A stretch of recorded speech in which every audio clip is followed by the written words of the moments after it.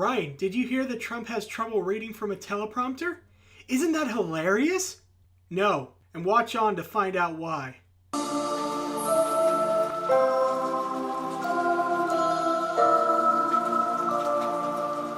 Hi, I'm Ryan F. Gassian. Today, I'm going to talk about people making fun of Trump for struggling to read from a teleprompter. Now, I've got a confession to make.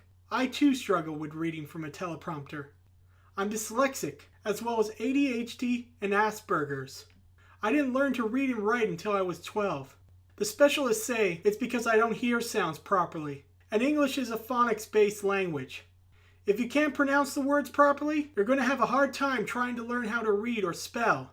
It's also why I crank up the volume on my television, and why I needed a speech therapist growing up. Trump is likely both dyslexic and ADD. He's renowned for his short attention span, a sign that he has ADD, and it's probably gone untreated. And his struggles with reading a prompter is probably a sign of dyslexia. Now, I have nothing but contempt for Trump.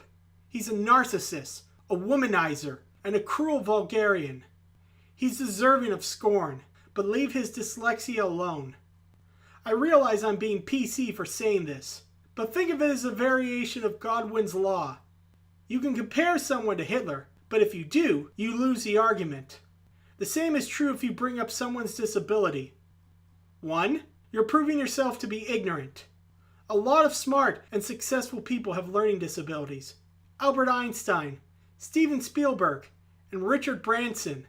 Famous authors include Jules Verne, a pioneer in science fiction, as well as John Elder Robertson and Richard Ford. Having a dyslexia just means you have to work twice as hard as everyone else. 2nd, you wouldn't be resorting to this talking point unless they were famous. You're trying to diminish their accomplishments by bringing up their disability, but the opposite is true. They were famous and successful despite having a disability. That makes them better than you, because you're nobody, even though you don't have a disability. You will never contribute as much as Einstein. You will never be as famous as Spielberg. You will never be as rich as Branson, and you know it. You might argue that Trump has made fun of people with disabilities in the past, so that makes it okay. That's the "Mommy, Tommy hit me first" argument. It's an argument a child makes. Are you a child?